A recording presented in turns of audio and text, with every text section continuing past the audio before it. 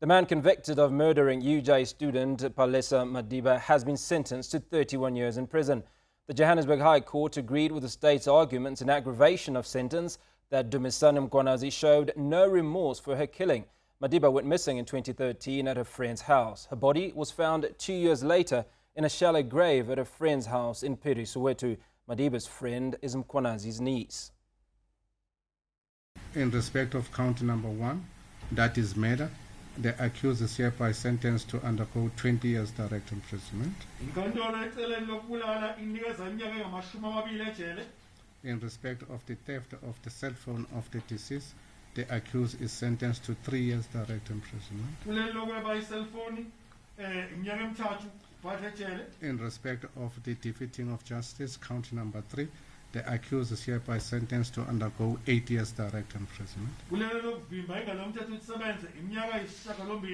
In respect of count number 4, possession of unlicensed firearm, the accused is hereby sentenced to undergo 10 years direct imprisonment. In respect of count number 5, possession of ammunition without the permission, accused is hereby sentenced to undergo 2 years direct imprisonment.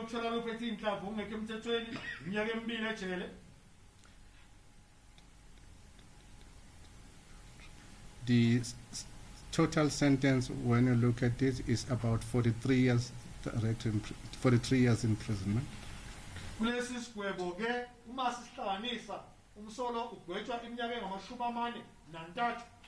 But in terms of Section 280 of the Criminal Procedure Act, the court will order that the sentence that is imposed on count number 4 and count number 5 will run concurrently with the sentence that is imposed on count number 1.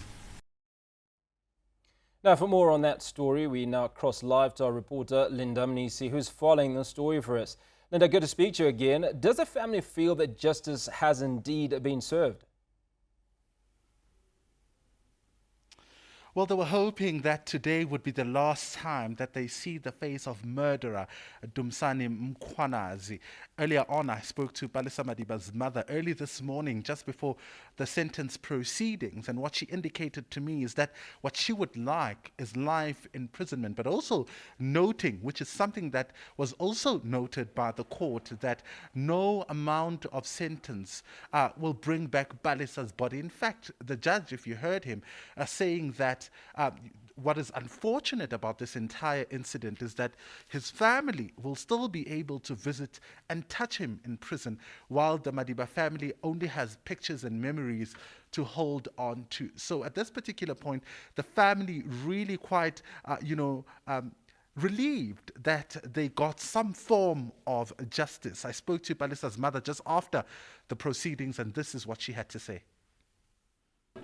Justice has been done for Mama Kosi, now for Palesa. I am happy, but justice ngeke imbuyise uPalesa ngibe naye ngiphinde ngimbone, but ngiyabonga umthetho ukuthi manje ngizohila nami ngiqhubeke ngempilo, but ngeke ngimkhohle empilweni yami, ngiyohlala ngazi ukuthi benginemntana omuhle, bengi-expect a future bright kuye, but konke lokho bangithathele kona for umntanami, but ngiyabonga umthetho ukuthi 31 years hayi yimi nami ngisatisfied ngaleyo sentence leyo. 31 years is obviously a long time. What did the defense lawyer have to say, if anything at all?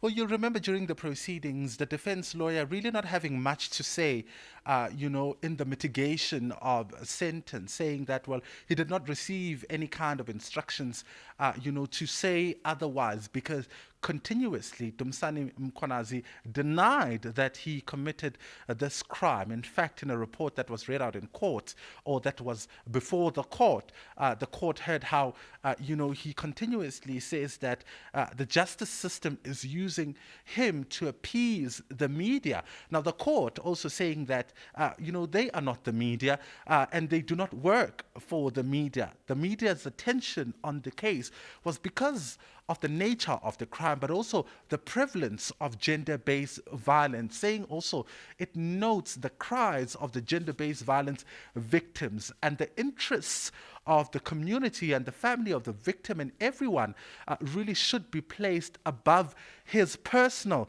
circumstances. His lawyer saying that, well, he's quite saddened by how Palesa died, and this is exactly what he had to say.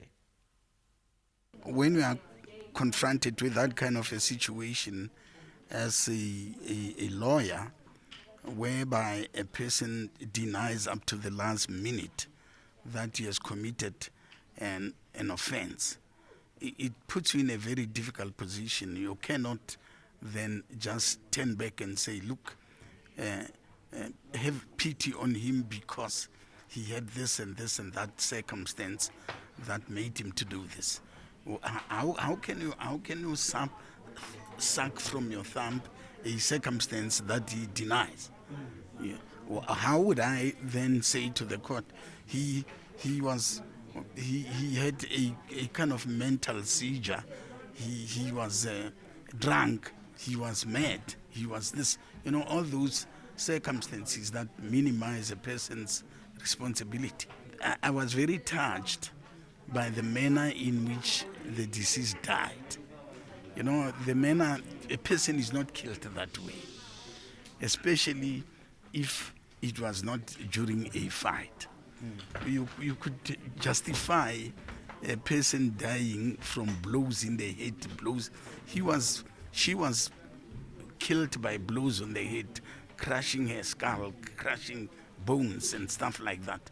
You get no justification on a thing like that, except when a person was a mental patient.